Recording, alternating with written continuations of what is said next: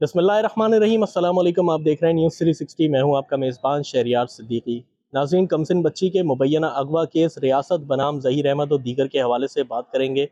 گزشتہ ایک ماہ میں اس کیس میں جو اہم پیش رفت ہوئی ہے، کافی اہم فیصلے لیے گئے ہیں سٹی کورٹ اور ہائی کورٹ کی جانب سے۔ اسی حوالے سے مزید بات کرنے کے لیے ہمارے ساتھ آج سینئر کورٹ رپورٹر امین انور صاحب موجود ہیں۔ ان سے بات کرتے ہیں کہ وہ اس کیس میں مزید اور کیا اہم پیش رفت ہوتے ہوئے دیکھ رہے ہیں۔ السلام علیکم جی وعلیکم السلام۔ امین بھائی، گزشتہ بار جس طریقے سے آپ نے عرض کیا تھا کہ اس کیس میں ابھی تک جو ہے وہ باقاعدہ طور پہ کیس شروع نہیں ہوا ہے، اور جب مفرور ملزمان کو گرفتار کر لیا جائے گا اس کے بعد جو ہے وہ کیس شروع ہوتا ہوا آپ دیکھ رہے ہیں۔ ابھی جو ہے وہ ریسنٹلی یہ ڈیسیجن دیا گیا ہے سٹی کورٹ الیاس میمن صاحب کی جانب سے کہ 29 تاریخ سے جو ہے وہ باقاعدہ ٹرائل شروع ہوگا اس کیس کا، تو کیا سمجھتے ہیں اس حوالے سے؟ دیکھیں 29 تاریخ سے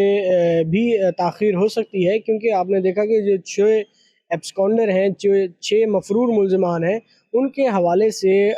ضابطۂ فوجداری کی سیکشن 87 اور 88 کی کارروائی ہونی ہوتی ہے، جس میں ملزمان کو اشتہاری قرار دینے کی کارروائی شروع کرنے کا آرڈر ہوتا ہے۔ اس کے اندر تفتیشی افسر کو یہ حکم دیا جاتا ہے کہ وہ 87 کے اندر اخبار میں اشتہار شائع کرائے گا مفرور ملزمان سے متعلق کہ وہ عدالت میں پیش ہوں، ورنہ انہیں اشتہاری قرار دے دیا جائے گا۔ اور 87 کے بعد 88 کی کارروائی ہوتی ہے، جس میں ان ملزمان کی جو زمین جائیداد یا ان کے نام کے اوپر جو بھی چیزیں ہوتی ہیں ان کے متعلق تفصیلات طلب کی جاتی ہیں مختار کار سے، جو ان کے متعلقہ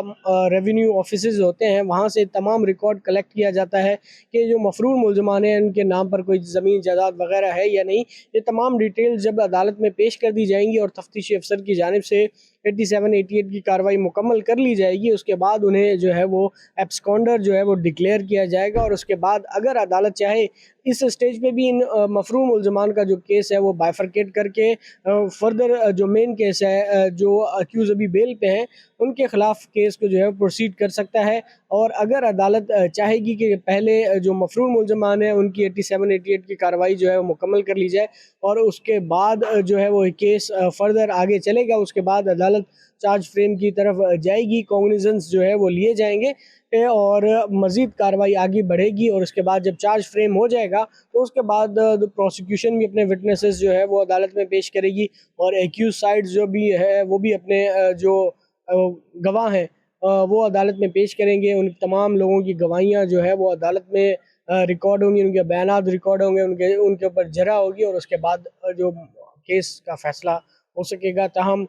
فی الحال مجھے نہیں لگتا کہ یہ کیس ابھی تک آگے بڑھا ہے، کیونکہ اس میں دونوں طرف سے جو ہے وہ جو درخواستیں ہیں، جو لیٹیگیشنز ہیں وہ جاری ہیں۔ کبھی جو ملزمان ہیں ان کی طرف سے ہائی کورٹ سے رجوع کیا جاتا ہے، سپریم کورٹ سے رجوع کیا جاتا ہے۔ اس کے علاوہ ابھی ماہر نفسیات کا معاملہ بھی ہے، جو سندھ ہائی کورٹ کا آرڈر تھا جسٹس صلاح الدین پنور کا، کہ جو مغوی بچی ہے اس کی مینٹل کنڈیشن کا جائزہ لینے کے لیے ایک بورڈ بنا، اس میں پھر کچھ پیچیدگیاں ہوئی، ڈاکٹر فاطمہ ریاض کی رپورٹس میں کافی جو ہے وہ معاملات آگے پیچھے ہوئے اور ایک ڈرامہ کریٹ ہوا۔ اس کے بعد ایک نیا میڈیکل بورڈ جو ہے وہ تشکیل دیا گیا ہے محکمہ ہیلتھ کی جانب سے، جس میں ڈاکٹر عائشہ سروت کو شامل کیا گیا ہے۔ اس پر بھی جو مدعی مقدمہ ہے مہدی علی کاظمی، ان کی جانب سے تحفظات کا اظہار کیا گیا ہے۔ محکمہ ہیلتھ کو انہوں نے اپنے کچھ تحفظات سے آگاہ بھی کیا ہے اور کہا ہے کہ جو لیاری جنرل اسپتال ہے اور شہید محترمہ بے نظیر بھٹو کے کسی بھی ڈاکٹر کو جو ہے وہ بچی کے معائنے کے لیے مقرر نہ کیا جائے۔ تاہم ابھی تک سندھ حکومت کی جانب سے اس کا کوئی باقاعدہ طور پر جو محکمہ صحت ہے انہوں نے اس پر کوئی رسپانس ابھی تک نہیں دیا ہے، اور سندھ ہائی کورٹ کی حکومت دوبارہ میڈیکل جو ہے وہ بورڈ بنا دیا گیا تھا جو بچی کا معائنہ کرے گا، اور 15 دن میں جو ہے وہ اپنی رپورٹ ٹرائل کورٹ میں سبمٹ کرے گا۔ امین بھائی، یہ کتنا ہائی پروفائل کیس ہے، لیکن ہیلتھ سیکریٹری کی جانب سے جس طریقے سے تاخیر کی جا رہی ہے اور اس طریقے کے ڈاکٹرز جو اپوائنٹ کیے جا رہے ہیں، تو ہیلتھ سیکریٹری کا کس طرح کا رول دیکھتے ہیں اس میں؟ دیکھیں ہیلتھ سیکریٹری کی جانب سے کافی جو ہے وہ کوتاہی کا مظاہرہ کیا گیا ہے۔ سندھ ہائی کورٹ کا واضح آرڈر تھا کہ بچی کا جو ہے وہ معائنہ ماہر نفسیات چائلڈ سائیکیٹرسٹ سے کرایا جائے، اور ڈاکٹر عظمیٰ بھی اس میں شامل تھی۔ اس کے بعد جو ہے وہ آپ نے دیکھا وہ ایپیسوڈ جس میں ڈاکٹر فاطمہ ریاض نے شیلہ رضا پر الزامات لگائے کہ انہوں نے جان سے مارنے کی دھمکیاں دی ہیں، مہدی کاظمی پہ بھی الزامات لگائے کہ انہوں نے 5000 ایک سوٹ دیا اور کہا کہ میرے حق میں رپورٹ تیار کیجیے۔ تمام کنٹروورسی ہونے کے بعد یہ معاملہ اور ہی جو ہے وہ सेंसिटिव हो गया था, लेकिन आपको पता है कि महकमा हेल्थ की जानिब से जो हेल्थ सेक्रेटरी हैं उनकी जानिब से इस मामले को काफ़ी लाइट लिया जा रहा है, और उन्होंने दोबारा डॉक्टर आयशा सरवत को जो है इस बोर्ड में शामिल किया है जो बच्ची का मुआयना करेंगे। ताहम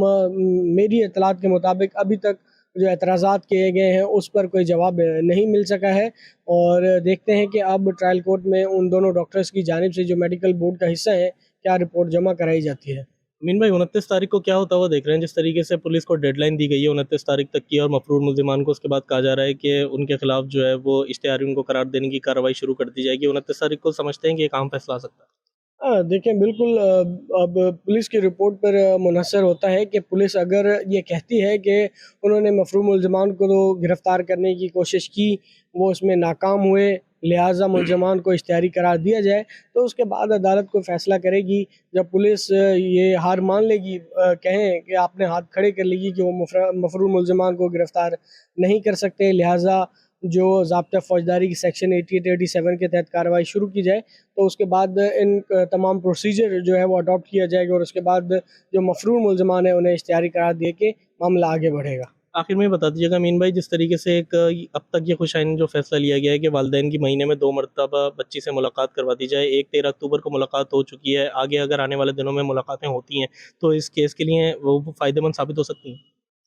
जी बिल्कुल, ज़रूर फ़ायदेमंद साबित हो सकती हैं, और अदालत का ये फ़ैसला था कि वालिदैन अगर चाहें तो महीने में 2 मरतबा जो है वो यानी कि हर 15 दिन बाद मुलाकात कर सकते हैं, और जस्टिस सलाउद्दीन पंवर ने भी रिमार्क्स दिए थे कि वालिदैन अगर बच्ची को कन्विंस कर लें तो करना चाहें तो कर लें। इसी बुनियाद पे ही जो है वो ये तमाम मामला हुआ था, बच्ची से मिलने की इजाज़त दी गई थी। लेकिन अब देखते हैं कि वालिदैन कब तक बच्ची को कन्विंस कर पाते हैं अपने साथ ले जाने के लिए, और बाकी मामलात अब कोर्ट में है, तो इस पे ज़्यादा फ़ैसला तो कोर्ट ने ही करना है, और अदालत की इजाज़त से ही तमाम मुलाकातें हो रही हैं। अगर मुलाकात में कोई पेशरफ़्त हो सकती है तो हो सकता है कि आइंदा कुछ दिनों में जो मुद्दई मुकदमा है उनकी जानिब से अदालत से ये इस्तदा की जाए कि जो कस्टडी है मग़विया बच्ची की वो वालिदैन के हैंड ओवर की जाए। तो हो सकता है कि कोई पेशरफ़्त हो, इन मुलाकातों का कुछ नतीजा निकले, लेकिन फ़िलहाल अभी तक हमारी इत्तलात के मुताबिक, मेरी इत्तलात के मुताबिक ऐसी कोई इत्तलात नहीं है कि बच्ची की तरफ से जो है वो कोई मस्बत जवाब दिया गया या नहीं दिया गया, लेकिन वालिदैन की जानिब से जो मुलाकातों का सिलसिला अभी शुरू हुआ है, हो सकता है इसका कोई मस्बत रिज़ल्ट आए। बहुत शुक्रिया अमीन भाई आपके कीमती वक्त के लिए। नाज़रीन, सीनियर कोर्ट रिपोर्टर सीनियर सहाफ़ी अमीन अनवर साहब हमारे साथ हाई कोर्ट कराची में मौजूद थे। कमसिन बच्ची के मुबैना अगवा केस रियासत बनाम ज़हीर अहमद और दीगर के हवाले से अब तक की जो भी अहम पेशरफ्त हुई है, अब तक की इस केस में जो भी डेवलपमेंट्स हुई हैं उसके हवाले से अमीन साहब से हमने जो है वो तफसीली गुफ्तगू की। ये था हमारा आज का प्रोग्राम। मज़ीद इस तरह की वीडियोज़ के लिए, मज़ीद अहम खबरों से बाखबर रहने के लिए हमारे चैनल न्यूज़ 360 के साथ जुड़े रहिए। इसी के साथ अपने मेज़बान शहरियार सिद्दीकी को दीजिए इजाज़त। अपना बहुत ख्याल रखिए। अल्लाह हाफ़िज़।